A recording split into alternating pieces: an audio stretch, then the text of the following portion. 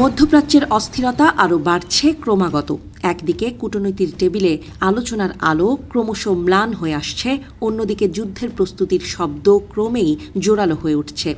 এই দুই বিপরীত স্রোতের মাঝখানে দাঁড়িয়ে আছে যুক্তরাষ্ট্র ও ইরান, যাদের সম্পর্ক যেন এখন এক টান টান দড়ির ওপর ঝুলে আছে।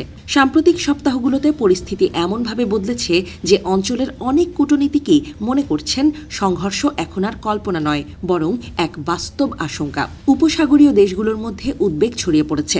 তারা আশঙ্কা করছে যদি যুদ্ধ শুরু হয় তবে তা শুধু সীমাবদ্ধ থাকবে না, পুরো অঞ্চলকে অস্থির করে তুলতে পারে। এই উত্তেজনার সবচেয়ে দৃশ্যমান দিক হল সামরিক প্রস্তুতি। যুক্তরাষ্ট্র গত কয়েক সপ্তাহে মধ্যপ্রাচ্যে বিশাল সামরিক শক্তি জড়ো করেছে। বিমানবাহী রণতরী, যুদ্ধ বিমান, বিশেষ বাহিনী, এমনকি বিশাল কার্গো বিমান পর্যন্ত পাঠানো হয়েছে। বিশ্লেষকদের মতে 2003 সালে ইরাক আক্রমণের সময় যে মাত্রার মোতায়েন হয়েছিল, তারপর এটাই সবচেয়ে বড় সামরিক প্রস্তুতি। এই দৃশ্য ইরানের জন্য শুধু চাপ নয়, এক ধরনের সতর্কবার্তা। তবে তেহরানও নীরব নেই। ইরান পরিষ্কারভাবে জানিয়েছে তারা হামলার শিকার হলে অঞ্চলে থাকা মার্কিন ঘাঁটিগুলোকে লক্ষ্য করে পাল্টা আঘাত হানবে। ফলে দুই পক্ষের অবস্থান এখন এমন এক জায়গায় এসে দাঁড়িয়েছে যেখানে কেউই পিছিয়ে যেতে রাজি নয়। এদিকে আলোচনার চেষ্টা যে একেবারেই থেমে গেছে তা নয়। সম্প্রতি কয়েক দফা বৈঠক হয়েছে, কিন্তু মূল ইস্যুগুলোতে কোনো অগ্রগতি হয়নি।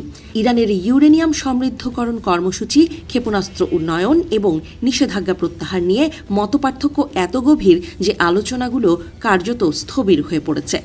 একটি ঘটনার কথা কূটনৈতিক মহলে বেশ আলোচিত। মধ্যস্থতাকারীদের মাধ্যমে যুক্তরাষ্ট্রের পক্ষ থেকে পাঠানো একটি প্রস্তাবের খাম ইরানের পররাষ্ট্রমন্ত্রী নাকি খুলতেই অস্বীকার করেন এবং তা ফেরত পাঠান। এই ঘটনাকে অনেকেই প্রতীকী বলে মনে করছেন, যেন দুই পক্ষের অবিশ্বাসের দেয়াল কতটা উঁচু হয়ে গেছে তারই প্রকাশ এটি।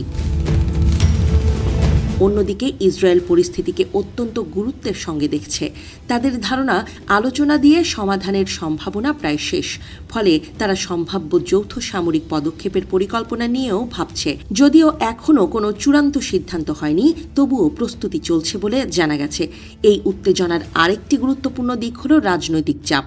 যুক্তরাষ্ট্রের নেতৃত্ব এখন এমন এক অবস্থায় রয়েছে যেখানে সামরিক শক্তি জড়ো করার পর পিছু হটা সহজ নয়। যদি কোনো বড় সমঝোতা না হয়, তবে সেনা প্রত্যাহার করলে তা দুর্বলতার ইঙ্গিত হিসেবে দেখা হতে পারে। ফলে কূটনীতির পথ সংকীর্ণ হয়ে উঠছে। বিশ্লেষকদের মতে দুই পক্ষই নিজেদের রেড লাইন আঁকড়ে ধরে আছে।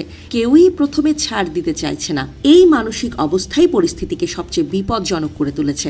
কারণ ইতিহাস বলছে, যখন পক্ষগুলো নিজেদের অবস্থান থেকে 1 ইঞ্চিও সরতে রাজি না হয়, তখন ছোট একটি ভুল বোঝাবুঝিও বড় সংঘর্ষের সূচনা করতে পারে। এই উত্তেজনার প্রভাব ইতোমধ্যে বৈশ্বিক বাজারেও দেখা যাচ্ছে। তেলের দাম বাড়তে শুরু করেছে, কারণ ব্যবসায়ীরা আশঙ্কা করছেন যুদ্ধ শুরু হলে সরবরাহ বিঘ্নিত হতে পারে। এতে শুধু মধ্যপ্রাচ্য নয়, পুরো বিশ্বের অর্থনীতিতেই চাপ পড়বে। তবুও অনেকেই এখনও আশা ছাড়ছেন না। কূটনৈতিক মহলে ধারণা, শেষ মুহূর্তে হয়তো আবারও আলোচনার পথ খুলতে পারে। কারণ সরাসরি সংঘর্ষ হলে যে ক্ষয়ক্ষতি হবে তা উভয় পক্ষের জন্যই ভয়াবহ। কিন্তু সময় দ্রুত ফুরিয়ে আসছে। প্রতিদিন নতুন সামরিক প্রস্তুতি, নতুন হুঁশিয়ারি আর কঠোর বক্তব্য পরিস্থিতিকে আরও জটিল করে তুলছে। এখন বিশ্ব তাকিয়ে আছে এই প্রশ্নের দিকে, শেষ পর্যন্ত কি কূটনীতির পথই জিতবে, নাকি মধ্যপ্রাচ্য আবারও এক নতুন যুদ্ধের আগুনে জ্বলবে?